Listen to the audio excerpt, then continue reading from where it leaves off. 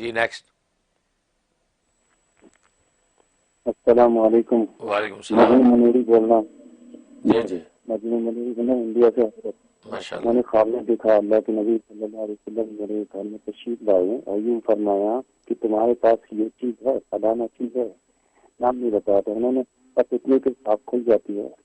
تو بتایا تو نہیں آپ نے، لیکن میں نے بہت غور کیا مجھے یہ لگا میرے اندر بہت، ایک دو دن تک غور کرتے رہے تو لگا میرے اندر تقویٰ کی اور صبر کی بہت زیادہ کمی آ گئی.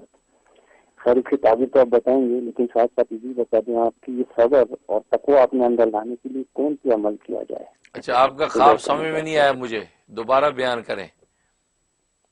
آپ صلی اللہ علیہ وسلم میرے گھر تشریف لائیں اور یوں فرمایا کہ تمہارے گھر میں تمہارے پاس فلاں چیز ہے، لیکن آپ کے سوال کے اندر یہ لگ رہا تھا کہ میرے گھر میں وہ چیز نہیں ہے، میرے پاس وہ چیز نہیں ہے.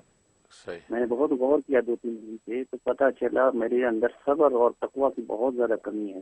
حضرت میں آپ سے تعبیر بھی پوچھ رہا ہوں اور ساتھ ساتھ یہ بھی پوچھ رہا ہوں کہ صبر اور تقویٰ کیسے بڑھایا جائے. ماشاء اللہ، بہت شکریہ بہت شکریہ. ماشاء اللہ ماشاء اللہ. مجنون کال کر رہے ہیں انڈیا سے. اللہ تعالیٰ آپ کو اپنا جنون عشق و محبت و مستی عطا فرمائے. سرکار دو عالم صلی اللہ علیہ وسلم کے ساتھ جو آپ کا ایک خاص تعلق ہے، اس تعلق کے اندر مزید انوارات و ثمرات نازل فرمائے. آمین یا رب العالمین. باقی آپ نے خواب جو دیکھا ہے کہ نبی کریم صلی اللہ علیہ وسلم نے پوچھا کہ تمہارے گھر میں فلاں چیز ہے، تو فرمایا کہ میرے گھر میں وہ چیز نہیں ہے، اور آپ کو یہ یقین ہے کہ وہ چیز نہیں تھی. تو آپ صلی اللہ علیہ وسلم مجھ سے پوچھ رہے ہیں. پھر آپ فرمارے میں نے غور کیا تو صبر اور تقویٰ یہ دو چیزیں میرے پاس نہیں ہیں، اس لیے جو ہے وہ آپ کو یہ فیل ہو رہا ہے. تو بہرحال ٹھیک ہے، خواب ہی کے اندر آپ کو اگر شعوری طور پہ یہ چیز ظاہر ہوئی کہ صبر اور تقویٰ جو ہے آپ کے پاس نہیں ہے اور اس کی کمی ہے، اور وہ صبر و تقویٰ آپ چاہتے ہیں، تو ظاہر ہے کہ یہ اشارہ ہوگا کہ نبی کریم صلی اللہ علیہ وسلم یہ فرمانا چاہتے ہیں کہ صبر و تقویٰ کو انکریز کریں، اپنے اندر صبر پیدا کریں، تقویٰ پیدا کریں. کہ ظاہر صبر اور تقویٰ جو ہے یہ دین کی اور ولایت کی بنیادیں ہیں، کہ صبر ہی وہ دنیا کے اندر وہ بہترین چیز ہے کہ جو اللہ تبارک و تعالیٰ نے انسانوں کو عطا کی ہے. اور تقوی سے بڑھ کر کوئی چیز نہیں ہے، کیونکہ سب کچھ جو ہے دنیا کے اندر اور آخرت میں کامیابی کی بنیاد تقوی ہے. ان للمتقین مفازہ فرمایا کہ تقوی والوں کے لیے کامیابیاں ہیں، دنیا کی کامیابیاں بھی ہیں اور آخرت کی کامیابیاں بھی ہیں. لہذا تقوی ہی سب چیزوں کی بنیاد ہے کہ ہدی للمتقین، یہ آسمانی کتاب جو قرآن کریم یہ تقوی والوں کے لیے ہدایت ہے. تو گویا کہ تقوی بہت بنیادی عنصر ہے. ظاہر ہے کہ اس کی کمی نہیں رہنی چاہیے بلکہ اس کو انکریز کرنا چاہیے. اب رہا کہ آپ کس طریقے سے آپ یہ صبر و تقوی اپنے اندر پیدا کریں، تو ظاہر ہے کہ اس کا طریقہ یہ ہے کہ تقدیر کے نوشتے میں جو لکھ دیا گیا اس پر ایمان کو پختہ کریں. اس سے صبر پیدا ہوگا کہ آپ یہ مراقبہ کریں کہ تقدیر کے نوشتے میں جو لکھ دیا گیا وہ اب تبدیل ہونے والا نہیں. جف القلم، قلم لکھ کے خشک ہو چکا ہے، اب وہ تبدیل نہیں ہو سکتا. تو تقدیر کے نوشتے کے اندر جو لکھ دیا گیا ہے وہ ہو کے رہنا ہے. جتنی دولت، جتنی عزت، جتنی حکومت، جتنی جو ہے ثروت اللہ نے میرے لیے لکھ رکھی ہے وہ مجھے مل کے رہنی ہے. تقدیر کے نوشتے میں فیصلہ جو ہو چکا ہے، لہٰذا اس پر جب انسان جو سوچے گا کہ وہ بڑھ نہیں سکتا میری بے صبری کرنے سے، لہٰذا صبر و تحمل کے ساتھ جو ہے میں قدم بڑھاؤں.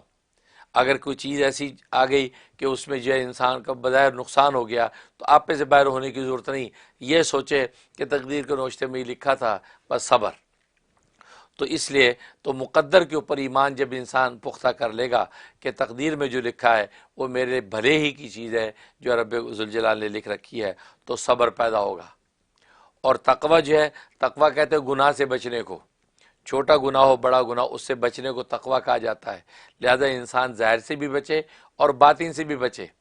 ظاہر اس کے لیے بھی مراقبہ، انسان مراقبہ کرے اس بات کا کہ میں جس گناہ کی طرف بڑھ رہا ہوں مجھے کوئی دیکھنے والا نہیں ہے، لیکن ایک ذات دیکھنے والی ہے اور وہ اللہ تبارک و تعالیٰ کی ذات ہے. تو اللہ تبارک و تعالیٰ کے دیکھنے یعنی اللہ کی معیت کا استعدار پختہ کرے کہ اللہ میرے ساتھ ہے، مجھے دیکھ رہا ہے. اور جو ہے وہ تقوی کہتے اسی کو ہے کہ گناہ سے اس اللہ کی وجہ سے بچنا، اس اللہ کے خوف کی وجہ سے یا شوق محبت کی وجہ سے بچنے کو تقوی کہتے ہیں. دنیا والوں سے ڈر کے کسی گناہ سے بچنا یہ تقوی نہیں ہے. یہ تقوی نہیں ہے، کیونکہ ظاہر ہے کہ یہ تو آپ کی مجبوری ہے۔ اب دنیا میں آپ کی ناک کا مسئلہ ہے کہ لوگ کہیں گے میاں صاحب آپ یہ کیا کر رہے ہیں، اور حالانکہ ان کے اس کہنے سے کہ آپ کو کوئی نقصان نہیں، یا آپ کی عبادت پہ شاباش دے دیں، آپ کی شاباش کا کوئی آپ کو کوئی نفع نہیں ہے۔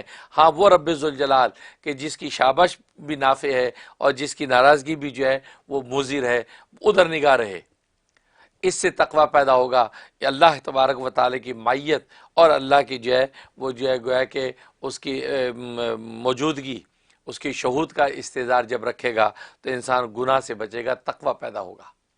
تو یہ دو چیزیں، ایک تو انسان جو ہے وہ تقدیر کے نوشتے پر جو لکھ دیا اس پر ایمان پختہ کرے، اور دوسرا جو ہے انسان جو ہے وہ اللہ تبارک و تعالیٰ کی معصیت سے بچے کہ اللہ میرے ساتھ ہے، وہ دیکھ رہا ہے۔